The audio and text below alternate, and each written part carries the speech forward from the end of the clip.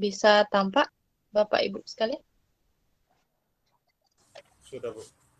Baik, baik saya mulai. Di sini kita sifatnya adalah juga sharing dan saling mereview karena sama-sama istilahnya Bapak Ibu sudah pernah mengajar dan sudah pernah mendapatkan materi ini sebelumnya, bahkan sudah expert di lapangan mungkin ya dari salah satu atau beberapa dari Bapak Ibu, dan di sini kita nanti akan banyak lebih ke berdiskusi karena menggabungkan, karena yang diminta di PPG ini tidak hanya dari segi materi profesional tapi juga materi dari segi pendidikan gitu ya. Kalau pendidikan saya yakin Bapak Ibu lebih berpengalaman daripada saya karena saya backgroundnya dari murni gitu, dan pengalaman mengajar saya juga baru 2 tahun ini Bapak Ibu. Jadi kita nanti banyak saling sharing. Nah, terkait dengan materi sistem irigasi ini yang diminta di PPG itu adalah menentukan sistem irigasi, kemudian menentukan jenis bangunan irigasi dan kriteria sistem irigasi. Itu yang saya lihat dari panduan atau output dari materi yang berhubungan sumber daya air di bidang ini ya, PPG di bidang teknologi konstruksi ini. Dan yang pertama adalah kita akan membahas mengenai perkembangan irigasi dan juga peranannya. Nah, sebelum masuk ke sistem irigasi, seperti yang kita ketahui bahwa irigasi itu adalah suatu usaha gitu ya untuk mendatangkan air dari sumber dan diperlukan untuk kebutuhan pertanian. Jadi di dalam irigasi nanti ada pengaturan irigasi dan pembagian air irigasi. Kemudian irigasi ini dimaksudkan untuk mencukupi kebutuhan air yang diperlukan khususnya untuk bidang pertanian, ya. Baik itu untuk membasahi tanah, kemudian untuk pemupukan, kemudian untuk pengolahan lahan dan menghindari tanah dari gangguan hama.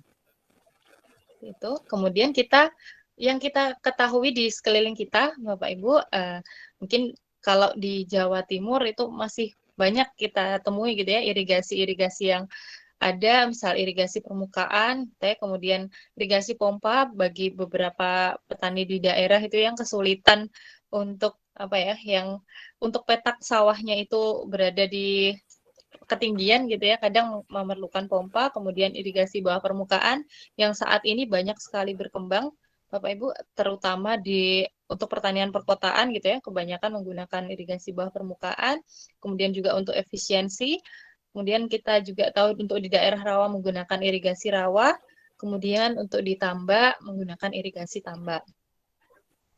Nah, kalau tadi jenisnya, sekarang adalah metode pemberian airnya. Nah, metode pemberian air irigasi ini seperti irigasi tetes atau drip irrigation, kemudian penggenangan ini yang kita sering lihat untuk tanaman padi, ya, Bapak Ibu.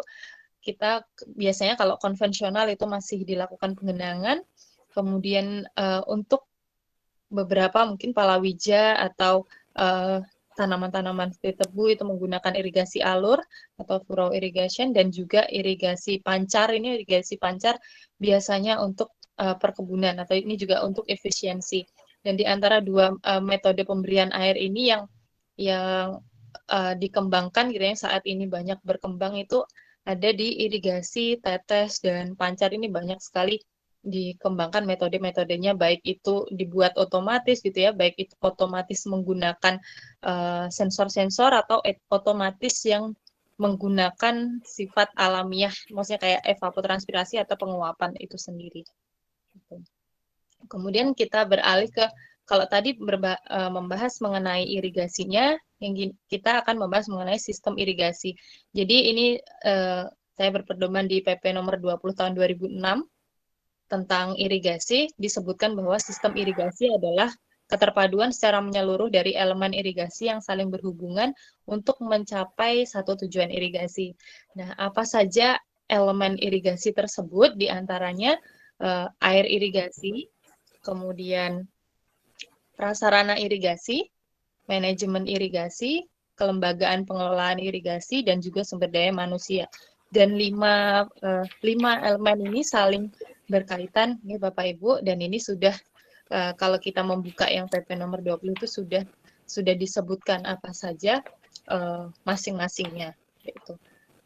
Kemudian elemen yang pertama adalah terkait dengan air untuk irigasi. Jadi kalau air untuk irigasi itu air dari segala macam sumber yang digunakan nantinya untuk pemberian air irigasi. Di antaranya air yang berasal dari alur saluran alam. Ini kalau contohnya di saluran Sedayu atau Sungai Berantas.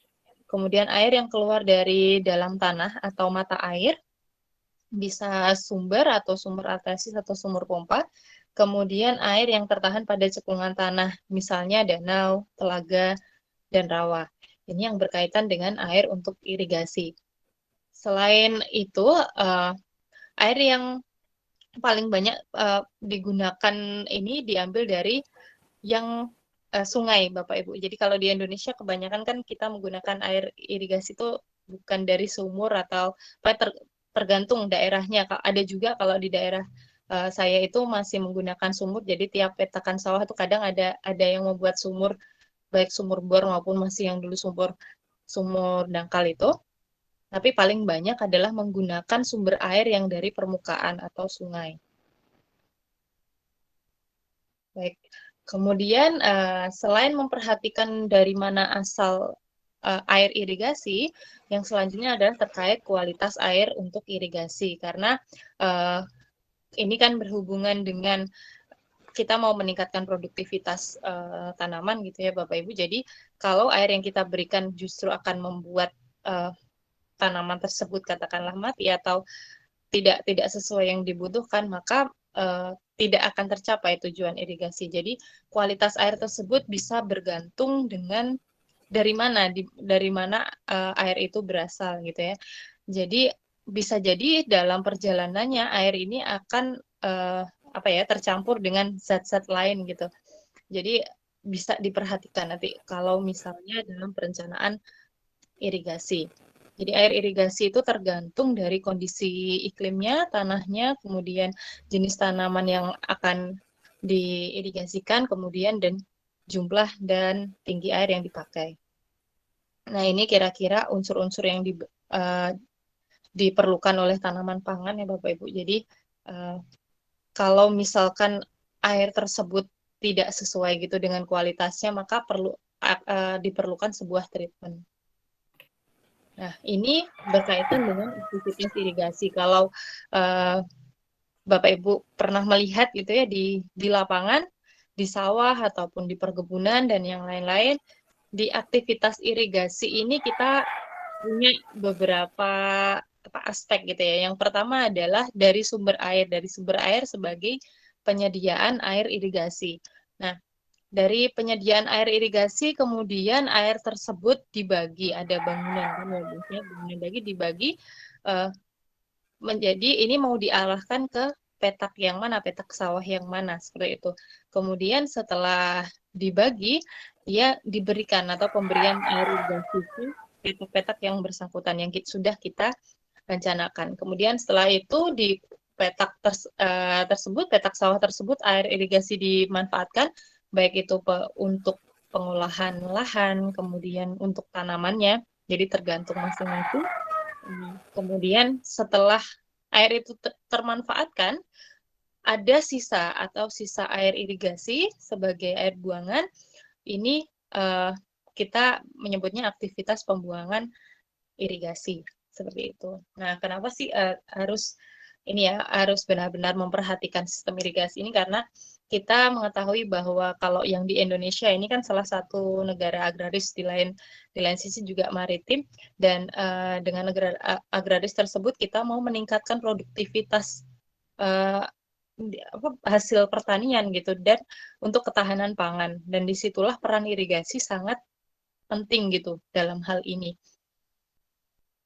Kemudian yang tadi aspek selanjutnya setelah air untuk sumber irigasi adalah prasarana irigasi.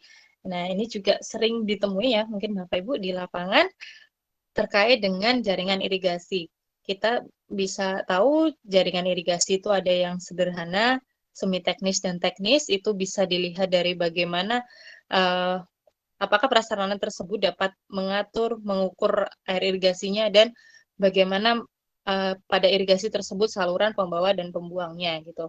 Kalau misalnya ini yang teknis, jaringan irigasinya sudah permanen gitu 100% mendapatkan pasokan air terpisah dari saluran pembuang dan ini terpisah tapi dapat diatur juga, airnya dapat diatur, dapat diukur karena terkontrol. Nah, ini untuk saluran irigasi yang di atas 500 hektar. Nah, ini contohnya adalah ada yang bergabung lagi.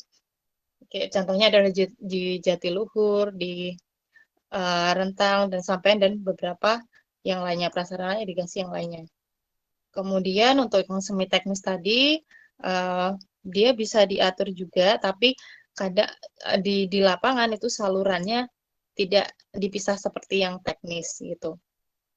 Kemudian apalagi ini yang terakhir yang sederhana yang kita mengikuti alamnya gitu ya, yang sangat sederhana di situ. Jadi tidak ada bangunan pengaturan, pengukuran baik ataupun perbedaan saluran pembawa dan salurannya. Jadi itu jadi satu gitu kalau yang sederhana. Misal kita lihat di lapangan. Baik. Nah, ini untuk yang bangunan ini ya, urayanya, klasifikasi tadi kalau diklasifikasikan jaringan irigasinya, bangunan utamanya untuk teknis itu permanen, yang semi teknis bisa permanen atau semi permanen, kemudian sederhana ini bangunannya sementara. Kemudian kemampuan bangunan dalam mengukur dan mengatur debit, teknis itu bisa, semi teknis juga bisa, kalau sederhana itu tidak disediakan bangunan untuk mengukur dan mengatur. Kemudian jaringan irigasi yang tadi yang dimaksud saluran irigasi dan pembuangnya bisa kalau untuk teknis itu terpisah, kemudian semi teknis bisa terpisah, bisa tidak. Kemudian kalau di sederhana itu semuanya jadi satu. Gitu. Jadi untuk petak tersier ada perbedaan juga. Untuk teknis sudah dikembangkan, kalau yang semi teknis belum dikembangkan. Kemudian kalau sederhana itu belum ada jaringannya. Itu. Secara efisiensi yang paling besar adalah yang teknis. Oke, nah ini ada untuk perencanaan jaringan irigasi sendiri ada 4 unsur fungsional, diantaranya adalah bangunan utama, kemudian jaringan pembawanya atau saluran, kemudian petak tersier yang akan kita airi, kemudian sistem pembuang yang ada di daerah irigasi tersebut. Oke, nah ini selanjutnya yang tadi ketiga terkait dengan manajemen irigasi disebutkan dalam PP tadi ya, nomor 20 tadi bahwa manajemen irigasi ini mengusung keberlanjutan dari sistem irigasi yang dilakukan dengan pengembangan dan pengelolaan sistem irigasi. Jadi dalam pengembangan dan pengelolaan irigasinya diharapkan dapat berjalan secara partisipatif atau melibatkan peran masyarakat, kemudian terpadu, jadi berkaitan antar aspek yang menggunakan irigasi tersebut, berwawasan lingkungan hidup, yaitu memperhatikan bagaimana kondisi alam dan keberlangsungannya, transparan, ya terbuka, kemudian akuntabel bisa dipertanggungjawabkan dan berkeadilan secara proporsional. Jadi disesuaikan dengan kebutuhan masing-masing yang memerlukan irigasi. Itu. Kemudian selanjutnya elemen selanjutnya dari sistem irigasi adalah kelembagaan. Nah, kelembagaan pengelolaan irigasi ini dimulai dari instansi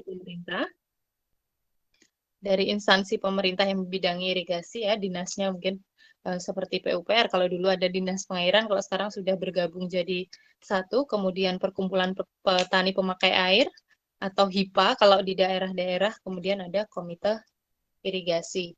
Dan yang terakhir adalah terkait sumber daya manusia, yaitu pimpinan dan pegawai instansi tersebut, pengurus dan anggota, kemudian anggota dan ketua dan anggota komisi. Dan dari sumber daya manusia ini diharapkan yang bersangkutan itu memiliki pengetahuan, keterampilan, serta perilaku untuk mendukung kinerja pelayanan irigasi.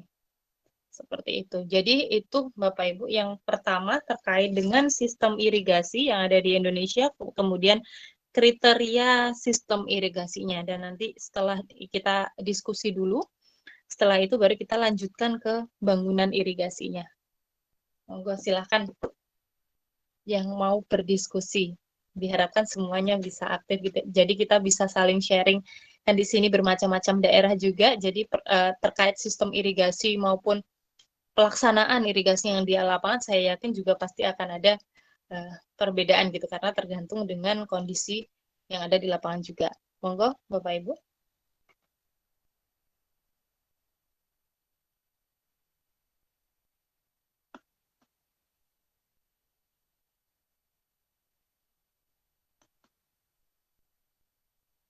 Monggo Bapak Ibu, ada yang mau sharing mungkin enggak apa-apa. Kita saling sharing dulu terkait sistem irigasi ini atau mungkin yang sudah diajarkan di masing-masing sekolah Bapak Ibu terkait dengan bangunan air lah atau